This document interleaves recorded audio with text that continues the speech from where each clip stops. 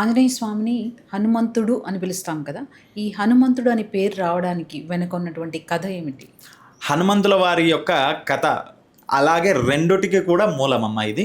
ఒకటి హనుమాన్ జయంతి అని చెప్పుకుంటూ హనుమాన్ యొక్క మనం చెప్పుకుంటున్నాం కదమ్మా. అవును, ఇప్పుడు అవును. మే 12వ తేదీ వస్తుంది.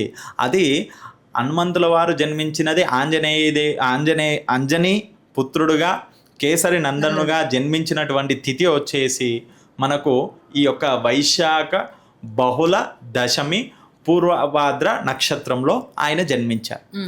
అయితే అది శనివారం రోజు.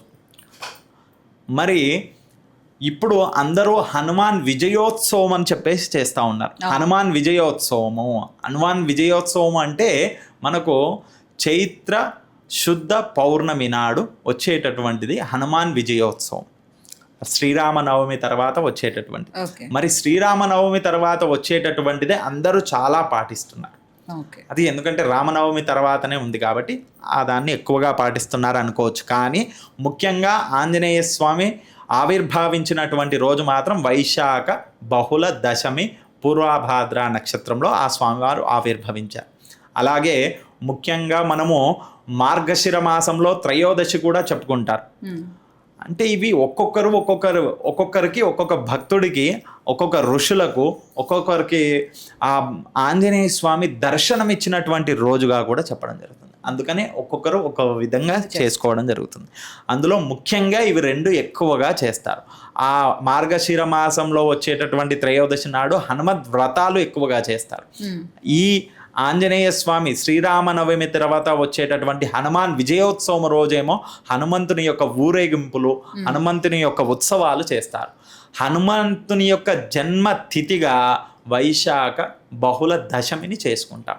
కాబట్టి అందరూ కూడా ఇది గ్రహించాల్సిన విషయం ఏమిటంటే హనుమాన్ విజయోత్సవం వేరు, హనుమాన్ ఆవిర్భావ దినం కూడా వేరు అని తెలుసుకోవాలి. అలాగే దీంట్లో ఇప్పుడు మీరు అడిగినటువంటి విషయాన్ని ఏంటంటే హనుమంతుల వారు ప్రత్యేకంగా ఆయన జన్మించిన తర్వాత ఆయనకు ఆకలి బాగా వేసింది. ఆయన వానర స్వరూపంలో కాబట్టి చెట్లకు ఉండేటటువంటి పండ్లను కోసుకొని తినేవాడు.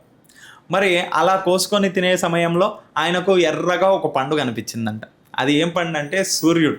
ఆయన ఎర్రగా దగదగా మెరుస్తూ ఆయన కిరణాలను వెదజల్లుతూ ఉన్నాడు.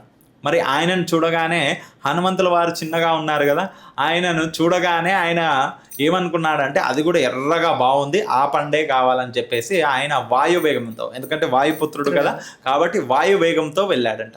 వెళ్ళి ఆ సూర్యుడిని తాను మింగేశాడంట. అలా మింగేయగానే తాను అక్కడనే ఉన్నటువంటి ఇంద్రుడు తన వజ్రాయుధాన్ని వదిలాడంట. వజ్రాయుధాన్ని వదలగానే తనకు తాకి ఇక్కడ మూతి పైన తాకిందంట. ఇది ఈ భాగంలో మూతి భాగంలో తాకిందంట. ఆ తాకినప్పుడు ఆయన మూర్ఛపోయి పడిపోయాడు. అలా పడిపోయిన సమయంలో ఇది అంతా జరిగిన సమయంలో అక్కడ ఉన్నటువంటి దేవతలందరూ కూడా చూసి ఆ దేవతలందరూ కూడా ఆయన మరణించాడనే భావనతో వాయుదేవుడు కోపగ్రస్తుడై వాయువునంతా ఆపేశాడంట. ఎక్కడ కూడా గాలి ప్రవహించకుండా చేశాడు. నా పుత్రుణ్ణి మీరు చంపేశారు కదా, నా యొక్క పుత్రుడు మరణించాడు కదా అని చెప్పేసి కోపంతో ఆయన వాయువుని ఆపేస్తే ముల్లోకాలన్నీ కూడా అతలాకుతలమైపోయాయి. మరి ఏమి చేయాలని అంటే అప్పుడు దేవతలందరూ కలిసి ఆయనను బ్రతికిస్తారంట. బ్రతికిచ్చి ఆయనకు ఒక్కొక్క దేవత ఒక్కొక్క దేవుడు ఒక్కొక్క వరాన్ని ఇచ్చారంట. ఇంద్రుడు తను వజ్రాయుధం అంటే ఆ వజ్రాయుధంతో కూడా ఆయనకు ఇప్పటి నుండి ఏమి కాదు, అంత వజ్రదేహం కలిగిన వాడు ఆంజనేయుడు అని ఇలాంటి ఒక్కొక్క దేవతలు ఒక్కొక్క వరాన్ని ఇవ్వడం జరిగింది. ఆ ఆంజనేయ స్వాముడు ఎంత శక్తిశాలుడయ్యాడంటే అష్టసిద్ధులు నవనిధులు పొందిన వ్యక్తిగా ఆ యొక్క ఆంజనేయ స్వామి అవతారం పొందాడు.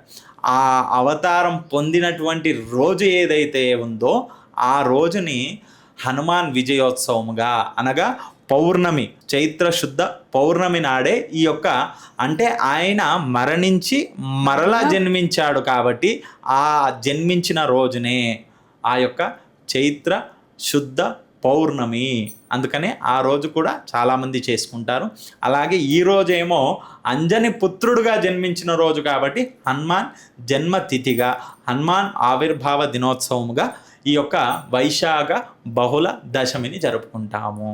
అలాగే ఆ యొక్క మనము చెప్పుకున్న దాంట్లో ప్రత్యేకంగా ఆ యొక్క చైత్ర శుద్ధ పౌర్ణమి నాడు కూడా హనుమంతుల వారు రామాయణంలో రాముడికి ప్రత్యేకంగా ఆయన దగ్గరుండి ఆయనకు సేవలు అందించి తనకు దూతగా తన వెంబడే ఉండి సీతను తన దగ్గరికి తీసుకొచ్చిన వాడిగా ఆయన రాముల వారు ఆయనను సన్మానించిన రోజు, ఆయనను ఆ రోజు పౌర్ణమి రోజు ఆయనను ప్రత్యేకంగా ఆయనను సన్మానించి ఆయనకు అనేకమైనటువంటి సత్కారములు చేసిన రోజుగా ఆ రోజు జరుపుకుంటారు. అందుకనే హనుమంతుని యొక్క విజయోత్సవం, ఎందుకంటే రామాయణంలో ఆయన విజయాన్ని పొందిన దిశగా ఆయనను సత్కరించి సన్మానించిన రోజుగా కూడా చెప్పడం జరుగుతుంది.